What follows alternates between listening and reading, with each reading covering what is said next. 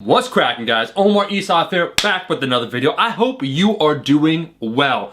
This video is a banger. We're going to be talking about a lot of different things. The danger of specialization are one of the biggest myths I see in fitness. You know, I read the comments in the comment section below of the previous video. I asked you guys, I said, hey, what are some of your goals? And lo and behold, it wasn't, hey, I want to be Mr. Olympia. Hey, I want to be the IPF champion of the world, powerlifting champion of the world. They're very reasonable goals. I want to get a little bit more yakety yacked. I want to build some muscle. I want to get stronger. And maybe I want to lean down. The kind of reasonable, typical goals you'll see from someone that has been lifting for a long period of time. And there is a danger to specialization. And before I go into that and I talk about the interference effect and talk about my conversation with Dr. Mike Zourdos, I have to give a huge shout out to Ancient Workouts with Omar. A new episode has dropped right now. This is perhaps the best, most important episode. It's on ninjas, the shinobi, because we managed to interview the last shinobi, Junichi Kawakami, himself, to talk about their training. And this comes full circle because they had to be multifaceted. In fact, the emphasis on endurance training for warriors of antiquity would probably shock most viewers watching this right now. You think, oh, they're probably pretty damn jacked and this, that, the other thing. We spoke about that when it came to Spartans.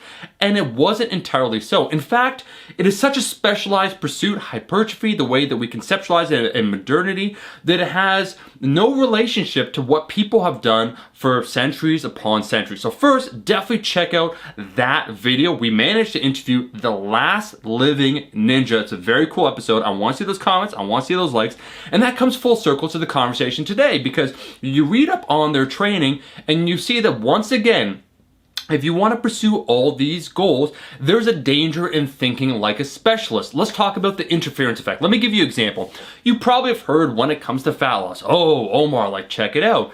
Yeah, you could do some cardio, but there's a theoretical threshold, the interference effect, that occurs that when you do too much endurance work, so let's say you want to run a marathon on a regular basis and also pursue hypertrophy, that the two qualities, the two different training qualities may interfere with one another. And we spoke about this with Dr. Mike Zourdos. That was on another episode. I'll link that in the description.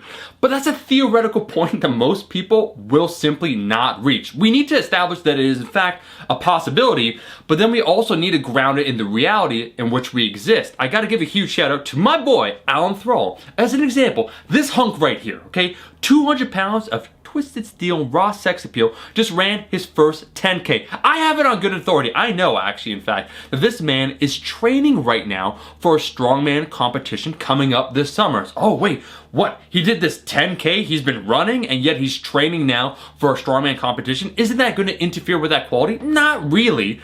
If you wanted to be maybe a world champion and thus you need to sacrifice every other goal, so anything else is to the detriment of that singular goal, we might be having that conversation. But I read your goals down below in the comment section, and they align with what I espouse here. I have said some things in the past, however, and that's one of the biggest myths in fitness. When we think about being a specialist and we're talking to a general population, it gets dangerous. So let's talk about cardio for a second. We all know about, low intensity interval training. So we know about, light jogs, running on the beach, jogs on the beach, those sorts of things. And you probably have heard it. I've said this adage before that, oh, high intensity interval training. You probably don't want to be doing that. So something that's pretty damn intense for a certain period of time, you recover, recuperate, you might go at a lower intensity, and you oscillate back and forth between those two. So you go to high intensity, you recover, go to high intensity for a specific period of time.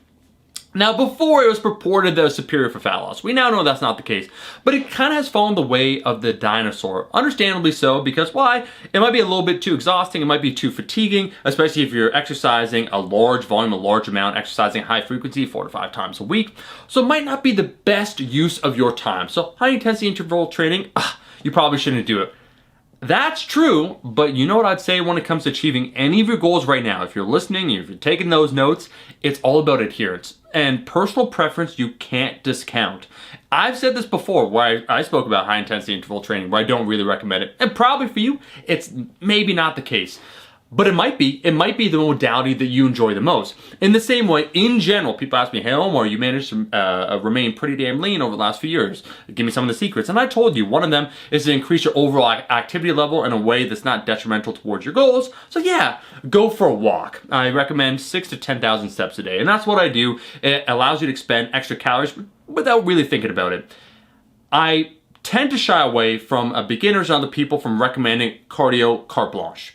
But once again, there's some nuance within there, because for some people, they enjoy the pursuit of running. And I think it is a cultural taboo in fitness to run or do other activities outside of the gym. It's seen as being weak, or it's like it's not hardcore, or it's not in alignment with your other goals. And I think once again, for most people, depending upon what your goals are, it's all about adherence. So just because you don't see the world champions, like you will not see bodybuilders at a very high level deciding, hey man, I want to run a 10K or like 6.2 miles, whatever the mile distinction is. That's not you, and that shouldn't be your goals. And there's always that danger in following the most hardcore voice that isn't speaking entirely for you. And if I had to say the biggest potential negative anyone can do when it comes to lifting, it is losing the passion for lifting. And I think that's when you become too selective, too myopic in your worldview in terms of what you want to do. You're following someone else that might not align with your goals, and you lose the concept, as I spoke about recently, of play, where you try different things out and you see what you enjoy. None of us started thinking, oh, we're going to be a powerlifter, we're going to be a strongman competitor. You kind of fell into that, and that's a good thing. But it came from experimenting and finding out what you really enjoy. So don't shy away from some of these activities. That's what I'd say, because I think if I had to say a big tonic in this video, more activity, moving your body around more in general is probably a good thing. So you shouldn't really artificially limit it because you're afraid you're limiting your gains. You're preventing yourself from achieving a certain goal. Cardio or doing any endurance-based training in the lifting community, I think it's much misaligned, some of the viewpoints. So I just wanted to say that because once again, man, Ancient Workouts, we have a new episode every 2 weeks. And you know what I find? You know it's one of the common themes amongst all the warriors? They did some sort of endurance-based training because they needed to do it, being on a war march, a force march, military activities that they needed to do. They needed good cardiovascular systems. And so it kind of reminds you of that, like, hey, humanity has been doing this for a really long time.